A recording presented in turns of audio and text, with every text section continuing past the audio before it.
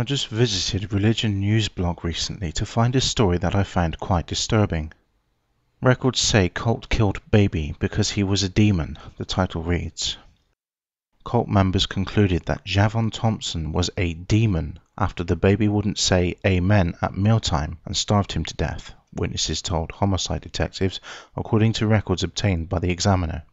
The child was abused because Javon was non-compliant with the existing rules of the cult, the records state. The child was also viewed as a demon. Investigators believe the 18-month-old Javon's body was found last month in a suitcase in Philadelphia 2 years after his death. The grandmother of Javon said the Maryland Department of Social Services failed to respond to several calls she made to warn it the baby might be in danger. They told me it's not their job, said the grandmother, Sita Caroline Newton, 59, of Baltimore. They told me I'd need to get the proof and bring it to them. Caroline Newton said she'd made at least 3 phone calls to state officials in 2006, warning them that One Mind Ministries had custody of the baby and a daughter, Rhea Ramkissoon, who was 19. I called and called, she said. I felt like everything in me was gone. I loved that little boy. I tried so hard to get him away from that cult. Nobody would help. Phone calls to social services were not returned. In late February, Baltimore and Philadelphia police searched a shed at 700 block of South 13th Street and recovered decomposing human remains inside a suitcase. Police contacted Caroline Newton and told her they believed the remains to be Javon, but are awaiting results of DNA testing for identification. A witness told homicide detectives Javon was beaten, physically abused, and deprived of food and water, which led to the child's death, according to Caroline Newton and records obtained by the Examiner. Caroline Newton said investigators told her cult members grew angry after Javon would not say amen at mealtimes, even though the baby was just learning to say basic words. A witness also told police that Javon had grown so skinny he was a skeleton and that he died in December whilst his mother was holding him in her arms.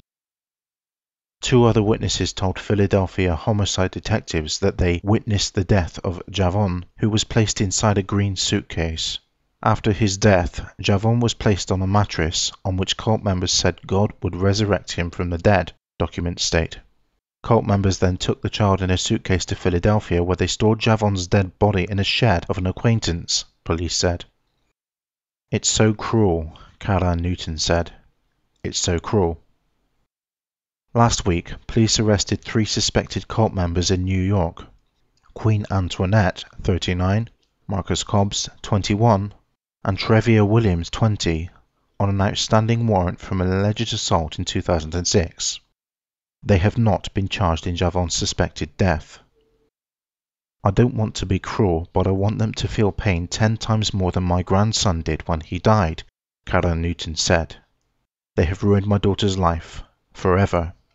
They took that little boy from us. This story is yet another reminder of what religious belief, if left unchecked, can result in.